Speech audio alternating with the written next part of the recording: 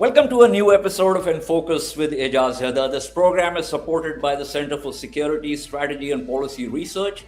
CESPR is an autonomous policy research center housed in the University of Lahore, and it tackles issues that impact contemporary security and strategic developments. So what else could we possibly be discussing in this episode but the US-Israel war on Iran?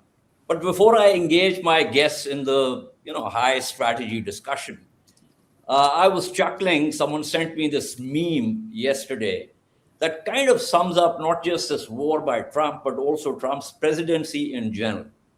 So the White House switch room gets a call, and the caller says, "I'm going to be the next president of the United States."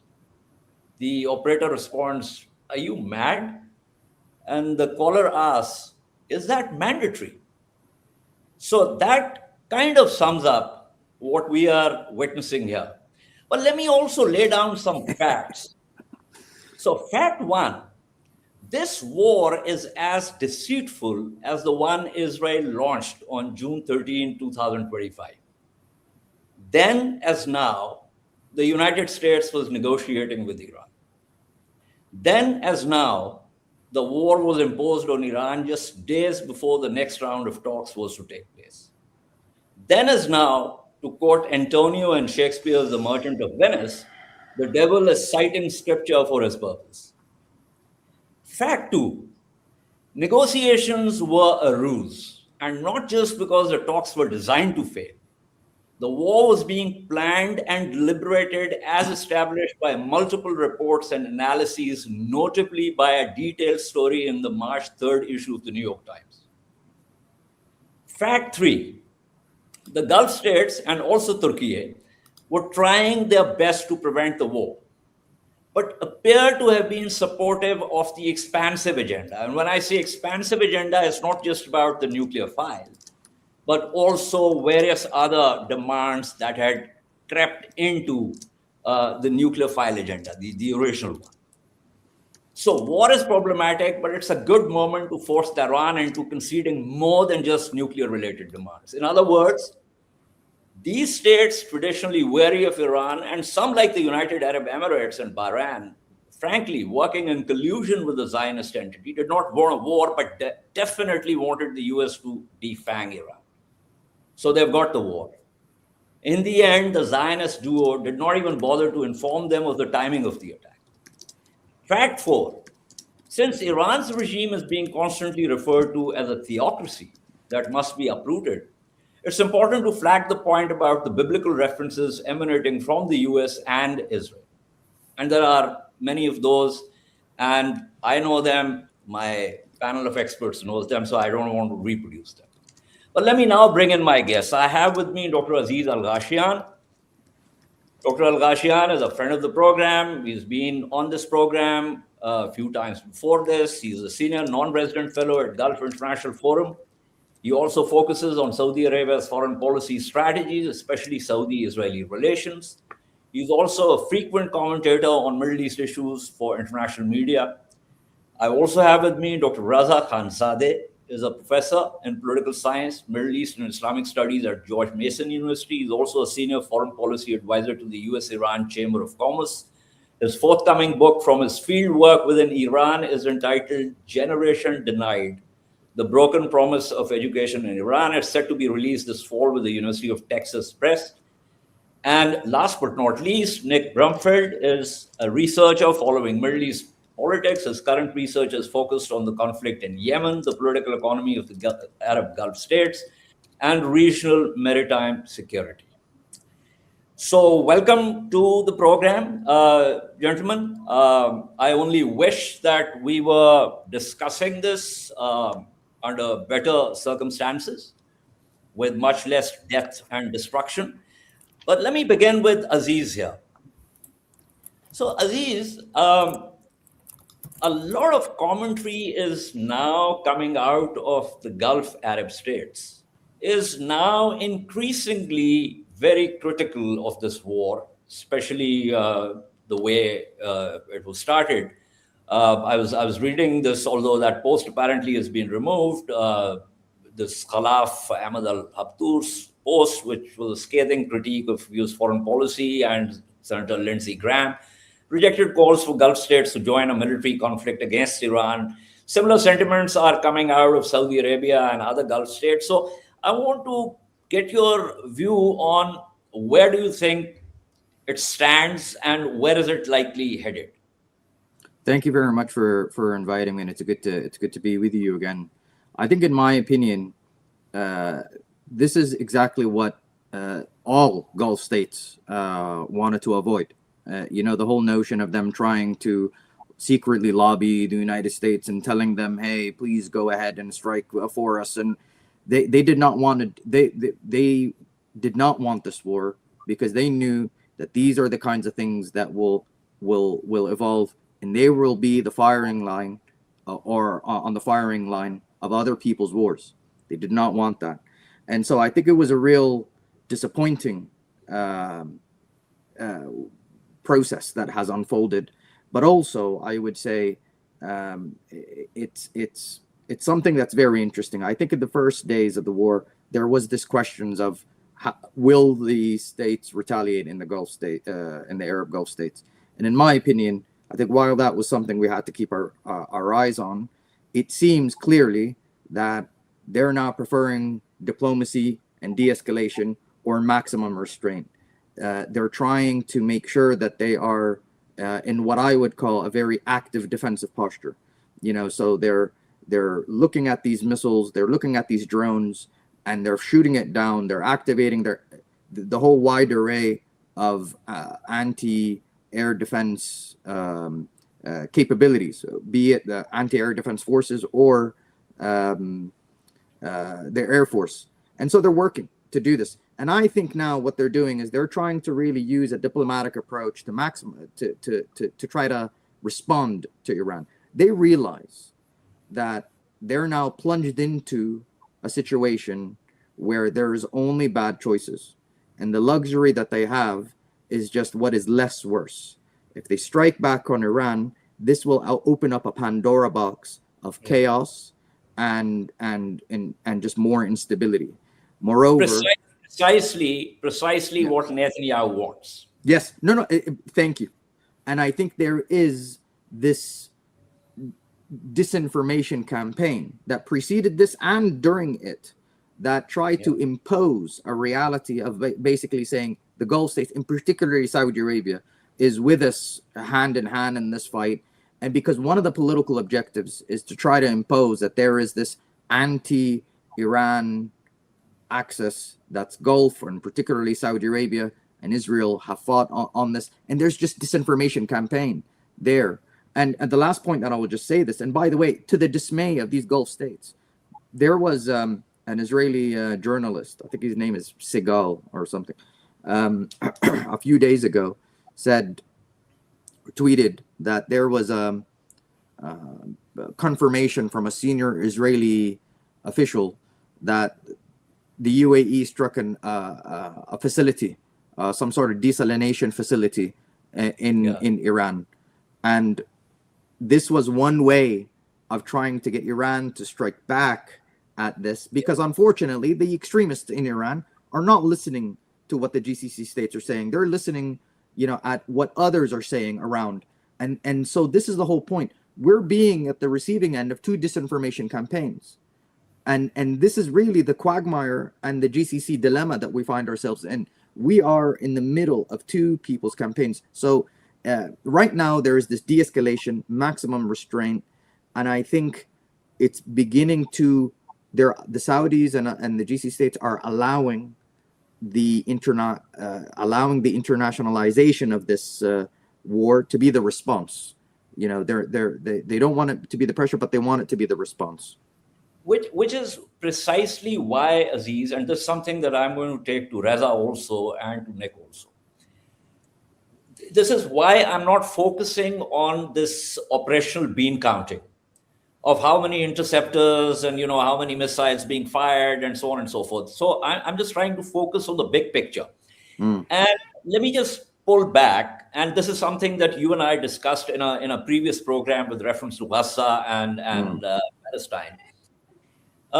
Once the the Israeli genocidal war began in Gaza, Saudi Arabia convened a conference. I might be mixing up the dates, but I think it was 22nd December, 2023, or 16 December, one of the two dates, where some of the states, including Iran, had asked those states that are now part of the so-called Abraham Accords to at least downgrade relations with Israel. But Bahrain and UAE and Morocco, they flatly refused.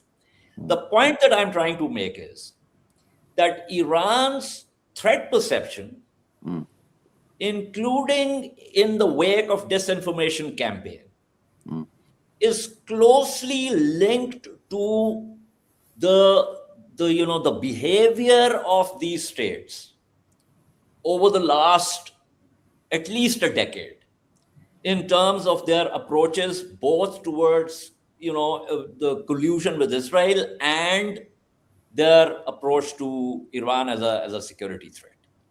So my question therefore is, do you think that some good can come out of this war if at the end of it, both Iran and the Gulf states realize that they need to have a reset which pulls in Iran and not excludes it?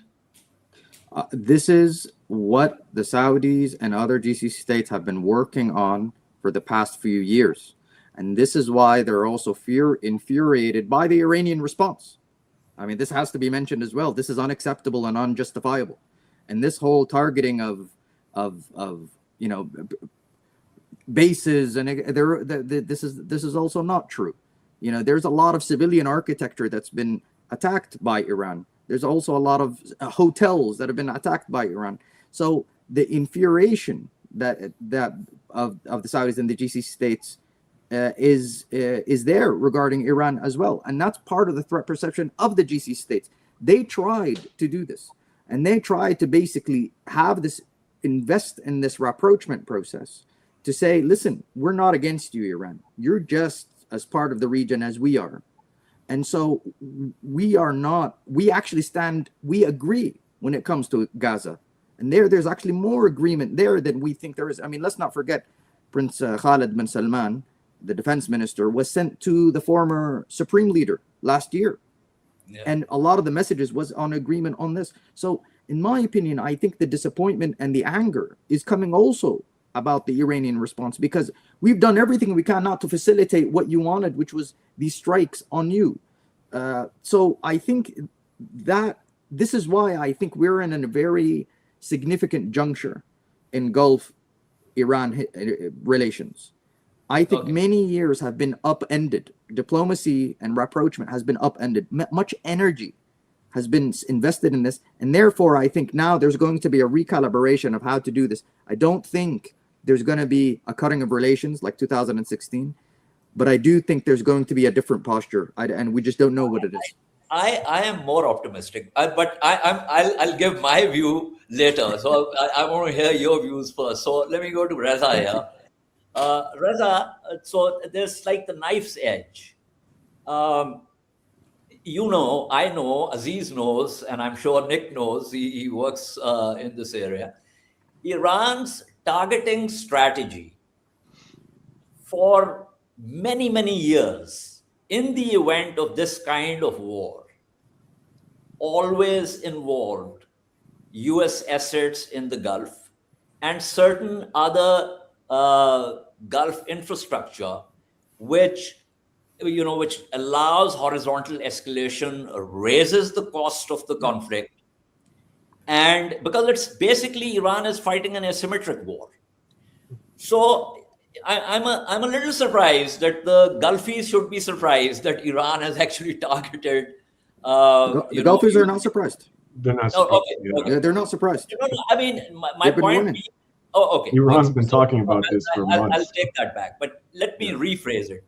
I'm a little surprised that there is a lot of focus on why this is happening, because if the Gulfies knew that this is going to happen, they should also to my reckoning, understand why this is happening. But I want to get your view on what Iran's targeting strategy is and how, as Aziz says, it might have, kind of upended years of diplomatic rapprochement. Yeah. Well, first, thanks again for having me. It's always a pleasure to be on your program, and this panel is very distinguished. I've watched them both on the news a lot, so it is a pleasure to be with you guys. And with you. So if I could go back a bit, I think to lay the groundwork as to why Iran is attacking its neighbors in the way that it is, we have to kind of get into the psyche of this regime. And for better or for worse, and what I'm about to say could open up a whole like its own debate, its own conversation. But if you just allow me to just lay the groundwork for this answer, the regime in Iran believes that they have the most sincere and closest relationship with the Palestinians, more than their Gulf neighbors and essentially the entire Middle East. This regime feels like they are the only ones standing up and fighting for the Palestinian cause. And with that mindset, with that psychological element from this regime, their decision, their calculations as to when and how much and how often to attack its Gulf neighbors and its Arab neighbors, kind of rests on that psychological element, that they feel like they're the only ones that are really trying to fight Israel, to make sure Israel doesn't take up more land, doesn't kick out more Palestinians and things of that nature. So that's one. And then building off of that foundation, we've seen ever since the 12-day war in June, Iran, in various different avenues and forums and languages and narratives, they have announced that if they are attacked again, they will attack everyone in the Middle East, and that was a signal, if you will, to its neighbors, saying that, like what Aziz was saying, like what you guys are have been talking about, that there needs to be a recalibration, a reassessment of these types of relationships, specifically with what's happening with Abraham Accords and how Trump wants to expand from that. That's second. And then third, I think for Iran, these attacks also signify a sense of isolation, in a sense, where they feel like we can't always be the only ones that are being attacked, whether it's us directly or whether it's our proxies. While everyone else in the neighborhood relatively is living in peace compared to us, we can't always be the ones that have this sense of fear, this sense of, because like when I was in Iran, I compare, I've lived in the United States for the vast majority of my life, but I've also lived in Iran, and I always make these two comparisons when it comes to the regular citizen on the ground, whether it's on the ground in America or on the ground in Iran.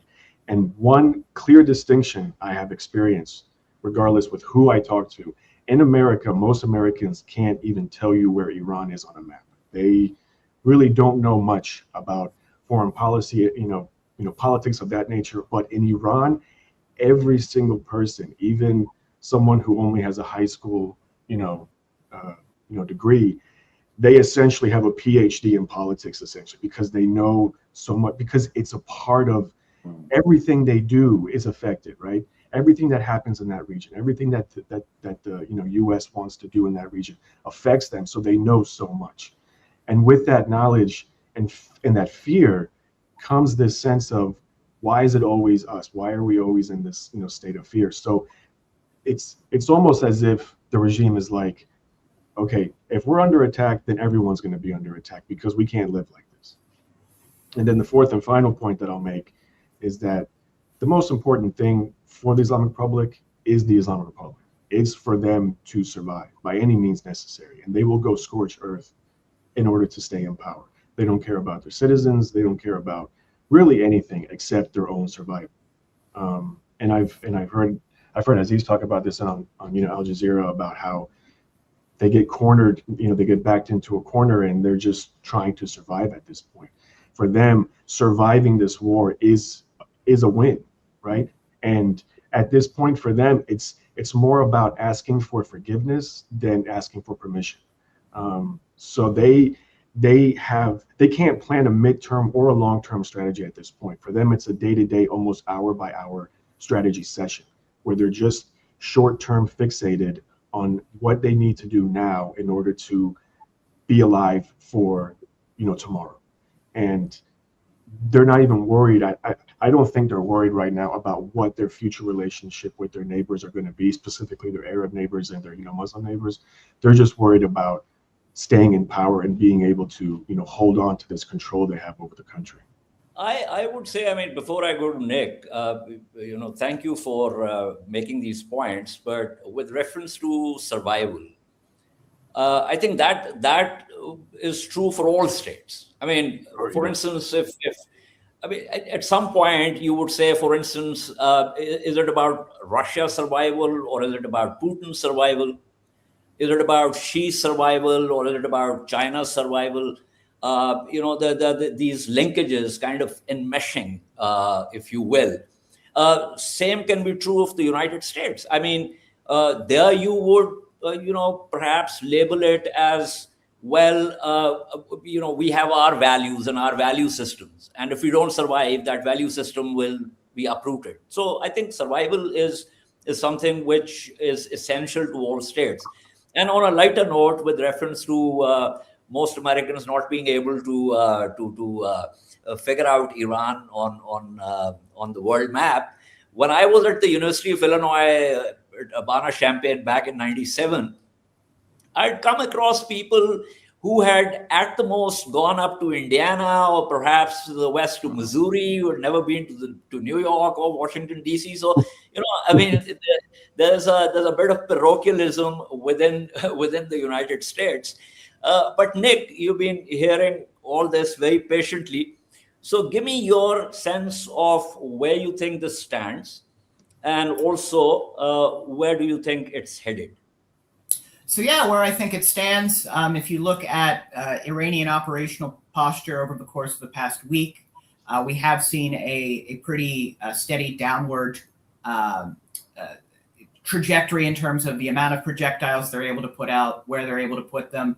That said, they've still been able to score some pretty significant hits, and I don't imagine that their capabilities are ever going to go away with regards to being able to menace either the Gulf states or the Strait of Hormuz, absent a larger larger political deal. They haven't been able to land much of a hit on Israel recently. We are seeing, and I do think this is important to keep in mind with regards to what's going on in Lebanon, but as well as a potential entry for the Houthis in support of Iran. If they were to do that, for instance, they could very well easily cut off the Bab el-Mandeb sort of route that Saudi Arabia is trying to route a lot of their traffic from the Gulf through. But ultimately, I don't see this conflict, at least from the U.S. perspective, lasting very much longer. I think what we saw with Trump in 2024, 2025, with regards to the Houthis is kind of similar to what we're going to see here. He's going to unleash hell. He's going to destroy a lot of things. He's going to try to kill a lot of people. But ultimately, there's no strategic U.S. vision for what they're trying to do. And it's already starting to bite quite a bit with regards to cutting off the Strait of Hormuz and rising gas prices. Trump doesn't seem terribly committed to any sort of project with regards to Iran right now. They went in saying, okay, we're going to free the Iranian people and regime. Now they're backing away to we're going to degrade their capabilities. So I think as soon as from the U.S. perspective that they're able to cut a deal with the Iranians, Trump's going to take it. That said, Iran, I think, is in a place right now where after, negotiating in good faith with the United States twice over the course of the last couple of years, and then getting attacked both times, is going to probably try to extract a higher price to try to prevent this from happening again.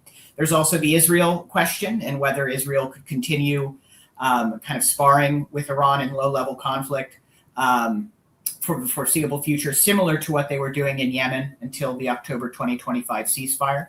I think that's very much a possibility. The Gulf states, I think, are pushing for de-escalation, for diplomacy. And if they're going to be able to facilitate, a U.S. withdrawal that sees them no longer being targeted and allows Israel and Iran to fight, I think they're going to take it. But yeah, a lot hinges on whether the United States is going to be able to open the Strait of Hormuz, which is, again, causing a lot of economic pain everywhere from my home state of West Virginia, which is historically a very pro-Trump state. People are already noticing that gas prices are going up very, very quickly, all the way to where I currently reside in Bangkok, Thailand, where they have a running daily tally of this is how much fuel we have left in the country, or, with regards to reserves. So this is causing shockwaves that is going to create a lot of pressure for this to stop, at least with regards to the Gulf. Whether, is Israel and Iran, I think, is another story. No, absolutely. I mean, in Pakistan, we've started rationing. And the petrol prices have shot up by 29%, and which is huge given Pakistan's economy. Children's classes are now online until 31st March, pending what happens now.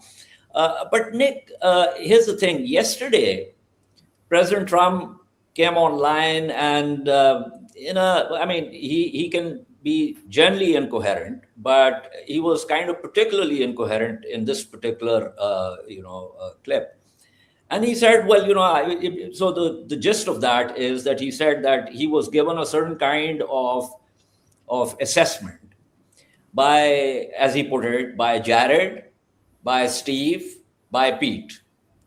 So a real estate person, a son-in-law, and a former television host seem to have decided, perhaps in collusion with the Christian Zionist who's currently the U.S. ambassador to Israel, Huckabee, and of course Netanyahu, who has been since the late 80s, been telling the world that someone has to come and help him destroy Iran.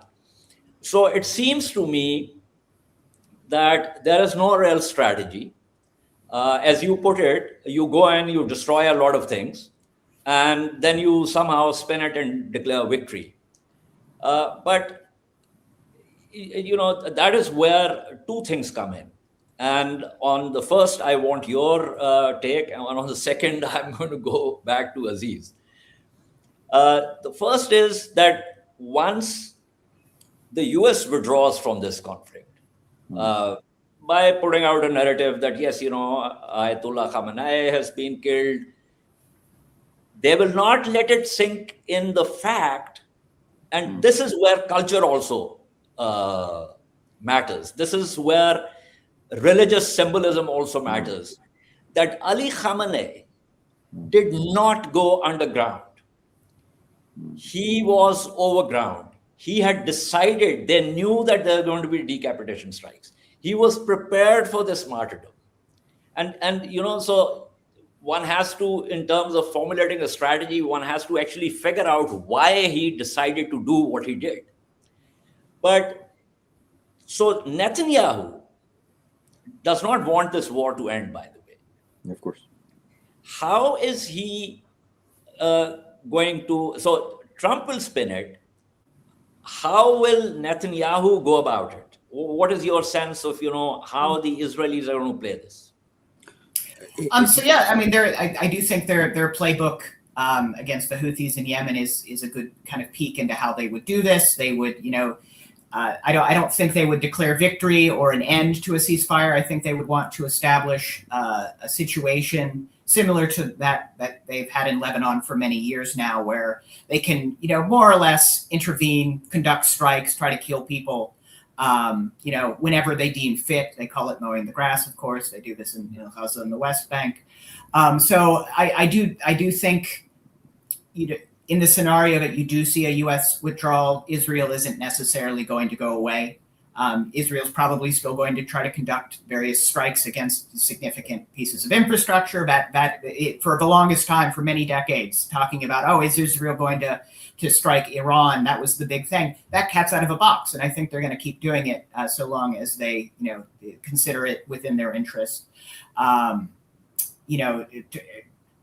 In terms of putting pressure on the Iranian regime, if you look at Yemen, continuing to target oil and gas and other civilian infrastructure, I think is still very much on the table with regards to them, particularly once the U.S. is out.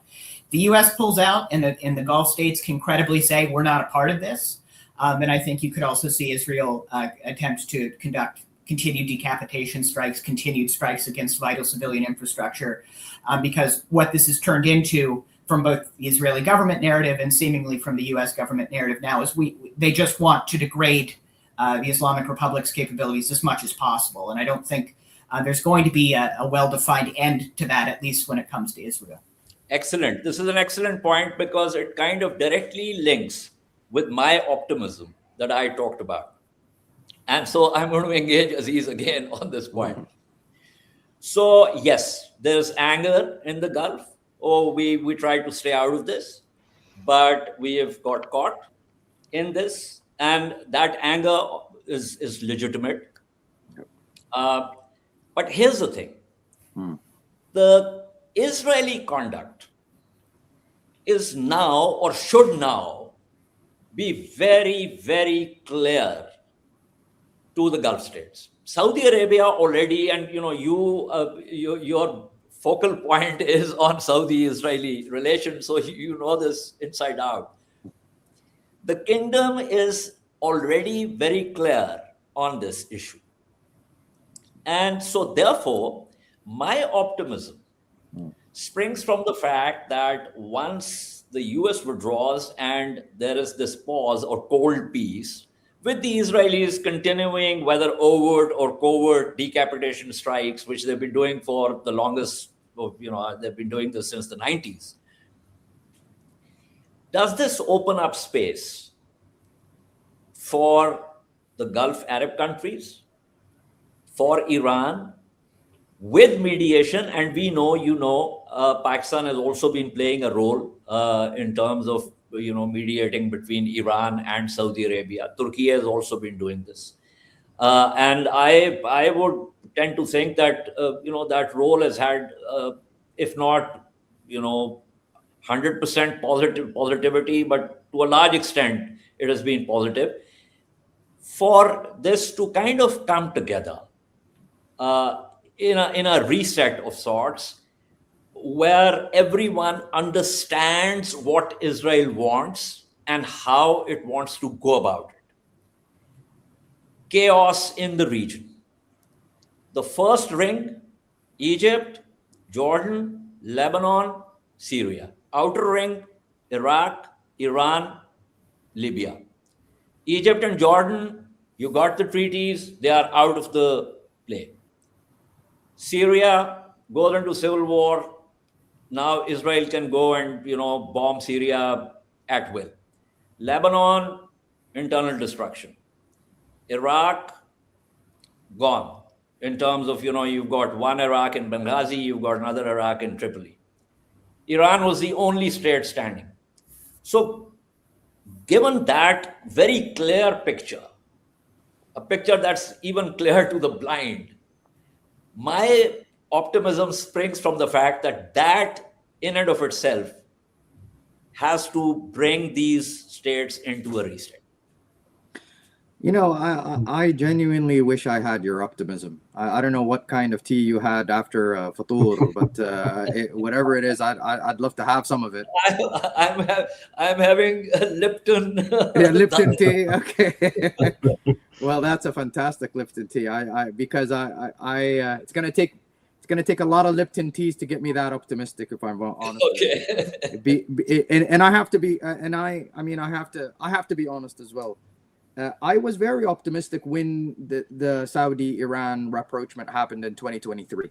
Yeah. I'll be honest. And I was, to let you know, and others, of course, that I was someone really working a lot with Iranian specialists and Iranian in track twos, and trying to get basically this relationship elevated, because we believe in it and it was necessary.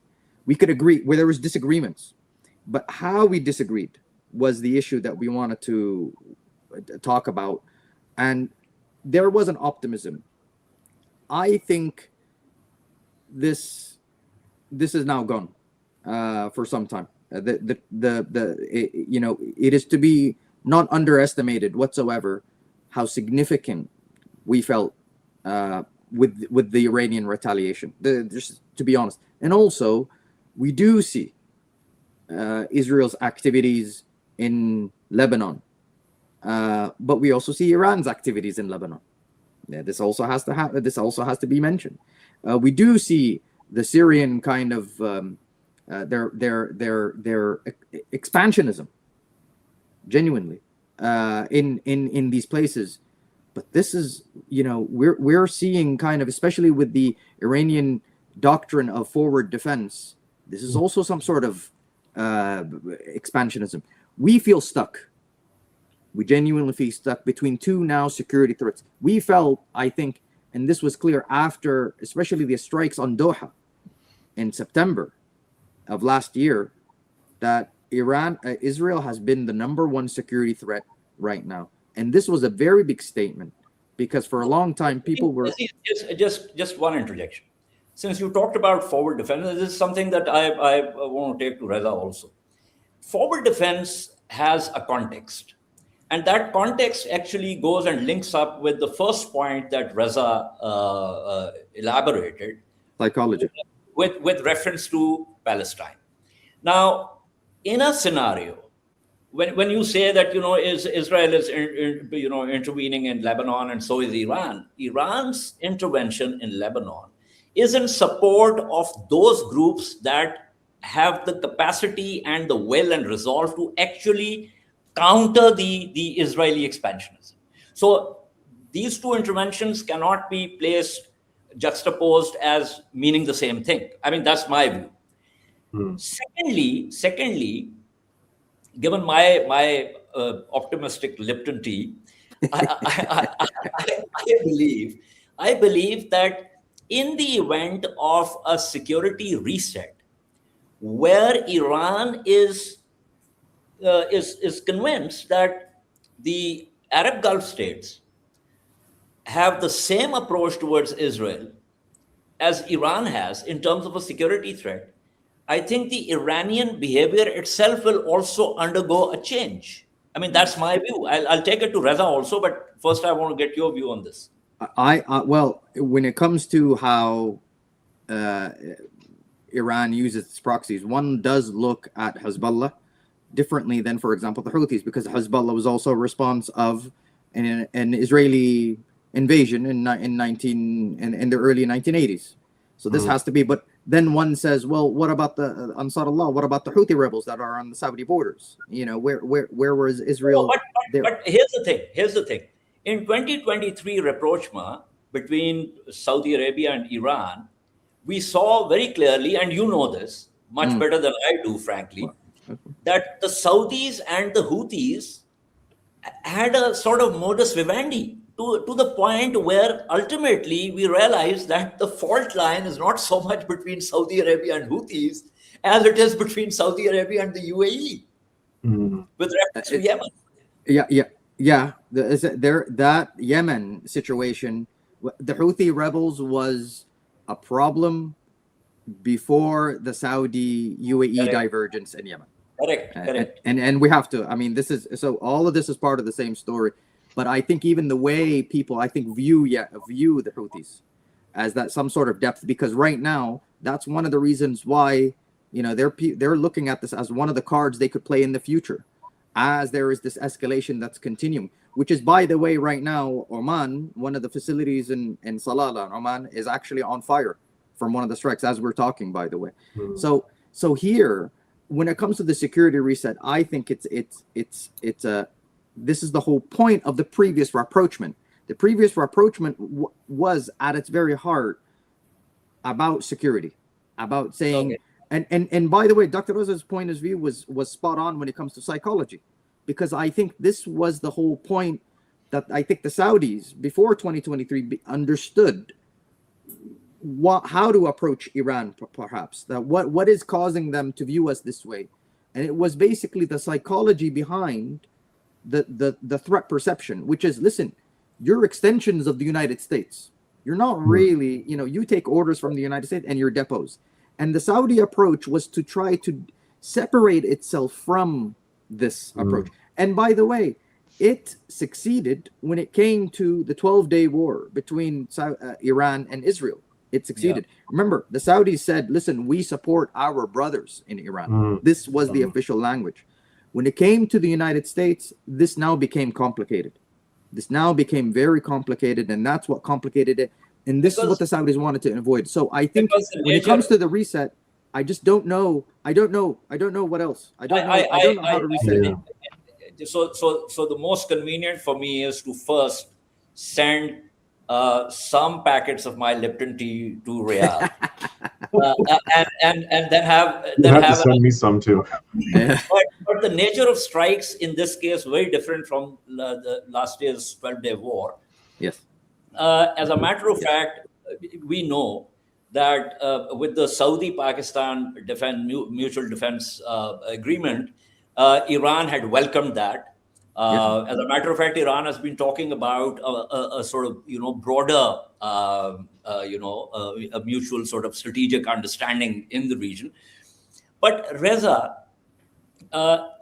it seems to me, from if I were to invoke the just war theory, part of it, where you have the emergency ethics, like in the Second World War, the British Bomber Command deciding that they're going to basically bomb German cities, and they razed Dresden to the ground, or Tokyo's firebombing and all that.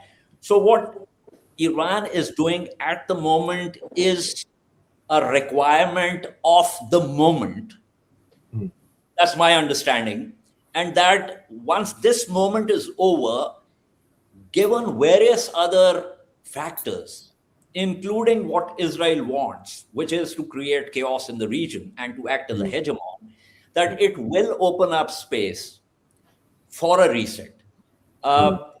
I suspect that your position is somewhere between Aziz's pessimism and my Lipton-induced optimism. You're actually right. Yeah, you're actually right. But I think I lean more towards Aziz's pessimism. Okay. But I'll tell you why. Because it's just so complicated to. But essentially, what we're looking at, and again, this goes back to the psychology of this regime. So, in 47 plus years, the foundation of this regime has been death to Israel, death to America. Right? You can't pivot from death to Israel to let's find a way to live with Israel. Right?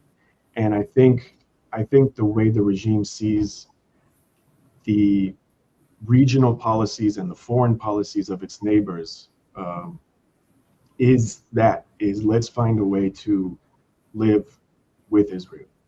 And maybe behind closed doors, the top echelon, the top brass of the Islamic Republic agree with that. Publicly, they can't say it, right? Because that would undermine 47 years of their foreign policy narrative and their regional policy narrative and their support for these proxies.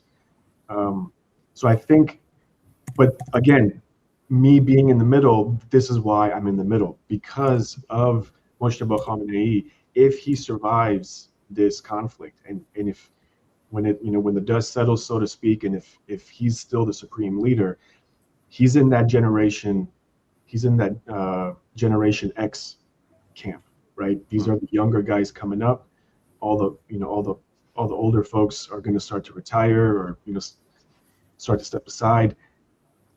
If he's smart enough and if he's surrounded by forward-thinking, revolutionaries or members of the IRGC, whatever the case may be, he could see that they could make some type of pivot, because these protests are not going to go, they're not going to go away. And one side note I must make is that we, as outside observers of Iran and these protests, we have been introduced these past 1.5 years, almost 2 years, we have been introduced to a new generation of protesters, Generation Z, right? We growing up, I think we're all kind of in the same age group, the same generation. We know what prior protests were like in Iran before 2024. It's very different now, because when you look at Generation X and Generation Y, they protest, but even amongst them, they have diverging views of what they want Iran to look like in the future. Some say we don't want to start all over again. We don't want regime change, because that means we have to start from scratch. We have to start from ground zero and rebuild all over again. We already tried that. It was terrible. They have PTSD from it. They just don't want to do that again, right? But Generation Z, their only knowledge of this regime is through books, is through stories. They have no memory. They have no experiences. So they want regime change. They want this regime to go away by any means necessary. So playing that into the calculus, Moshtaba Khamenei, if he understands that, if he sees that, he could find a way to pivot the foreign policy strategy of the regime to where it's not death to Israel. It could still be death to America, because they don't, they're not neighbors. They could stick with that policy. But if we can find some type of pivot, some type of recalibration where Iran can finally, and this is something that I've been pushing for too, finally having a better relationship with its Arab neighbors, its Muslim neighbors, that could be something to kind of, be hopeful about, to where we could see some type of pivot where it's no longer death to Israel, or maybe it's not death with like a capital case D. Maybe it's like a lowercase d of some sort. I don't know, but somehow, some way to slowly pivot away. Because if he does that, because like I said, like Generation Z, they don't care about the Palestinian cause. They don't care about anything. They just want a better life for themselves in that country, right? But Generation X and Generation Y, it's a bit different. It's a bit more complicated. But if he's able to find that sweet spot, within the protests and the neighbors within the region, I think we could see some type of pivot there, where that coalition, that brotherhood, with Iran's fellow Muslim countries, I think we could see something positive come out of that. Let me stick my neck out. Given that you're Iranian, and obviously you're a scholar and you have studied Iran in depth. But on the basis of, considering that I also kind of look at these things, and my information is essentially borrowed from scholarly writings from Iranians and other scholars. But it's interesting what Reza Abbasi wrote in his book, Treachery Alliance, in terms of, dealings between Iran, Israel, and the United States. So there is the slogan, Marg bar America and Marg bar Israel, and then there is the reality of realpolitik also. Similarly, after the US invasion of Afghanistan, it's an interesting thing that Pakistan was not part of the Bonn process. Iran was. Kamal Kharazi and Jawad Zarif were part of that, and the Iranians really helped the Americans in so many ways. And even offered to actively support the United States in forming a government in Afghanistan. George Bush Jr., in his infinite wisdom, decided to make that axis of evil speech and include Iran in that, and sort of completely upended the entire process, which could have gone somewhere else. So what I'm saying is that there've always been these spaces in the past. So that's one point. Secondly, in this current environment, there's been this entire debate about why President Masoud Pezeshkian came and apologized to the Gulf states, and then why the IRGC. Now, I tend to lean towards what Trita Parsi wrote on X after having spoken to people, on all sides, that would have been the policy had Trump not written that humiliating passive, text on Truth Social, where he talked about Iran's complete surrender and all of that, and that then forced the IRGC people to and also Masoud Pezeshkian to walk back what he had earlier said. So that's another point. And the third point, from my perspective, is that which Israel are we talking about living with? Mhm. The Israel that has never accepted a two-state solution? Even Yitzhak Rabin's speech in the Knesset 29 days before he was assassinated makes it very clear that the arrangement, the Oslo I, Oslo II agreements are not about a Palestinian state. They are about a Palestinian administrative authority. From the river to the sea, it is one state. And that state, in all the commons, land, air, and sea, is controlled by Israel. So when we talk about how we're going to live with Israel, for me, the question that precedes it is what kind of Israel one can live with, So, yeah. But before I close the program, I want to go back to Nick. Can I just have Nick, very quick, Yeah. if I may?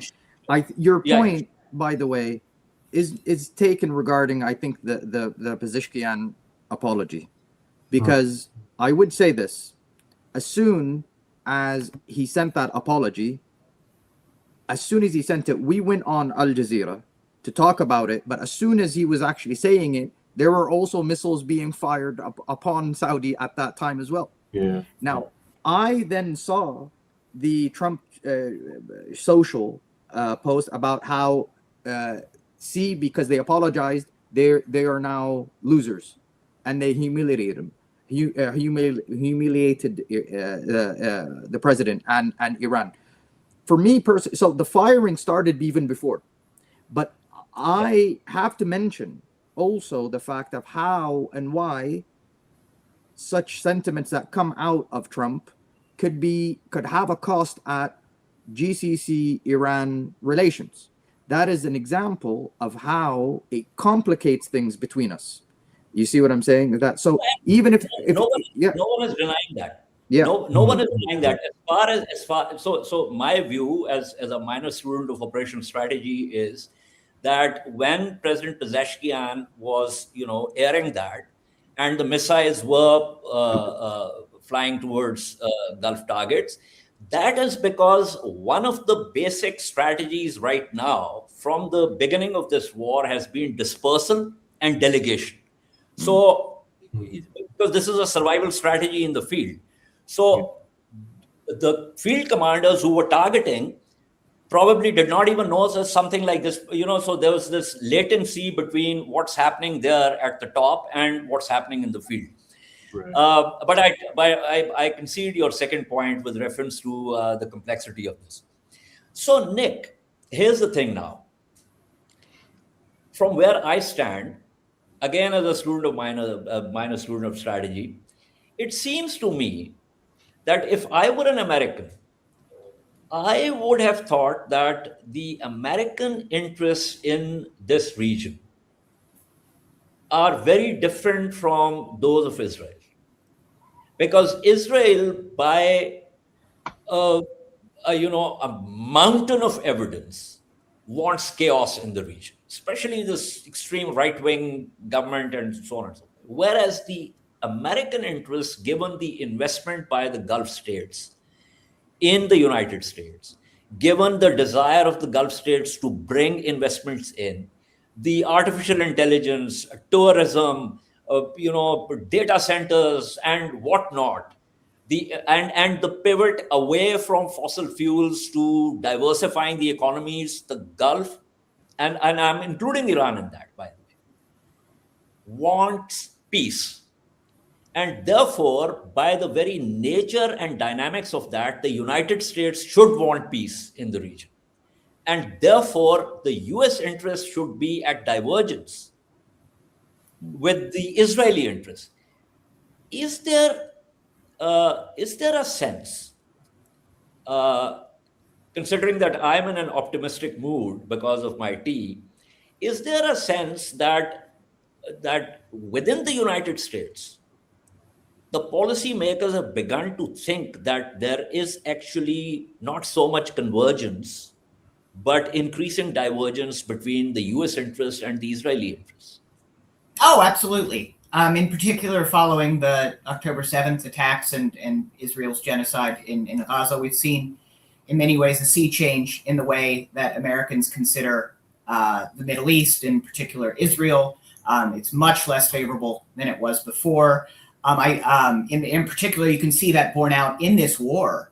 Every war the U.S. has conducted in the Middle East prior to this has started at least with pretty significant majority support. Currently, it's at about 40%, which is more or less just Trump's base. This is not a popular war. You're seeing even Republican members of Trump's own party come out and say no boots on the ground. I do think that there is going to be a lag.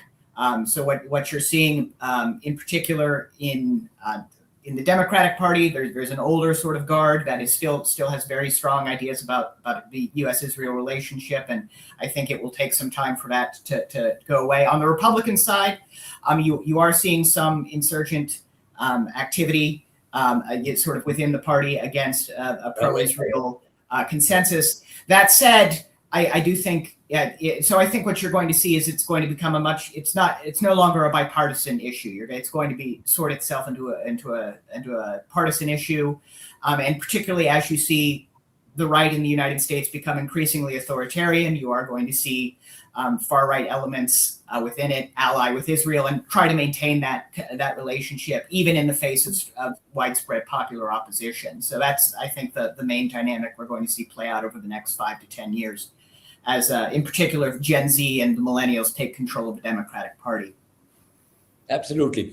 Thank you so much. I mean, we could have gone on. There are a number of other questions that we haven't addressed, but this is all the time we have. Thank you so much to Dr. Aziz Alghashian, Dr. Reza Khanzadeh, and Nick Brumfield. This is all from this episode. If you like the discussion, do click on the subscribe button and give us feedback. It doesn't get me any lucre, but it makes us happy. Until our next episode, goodbye and stay safe.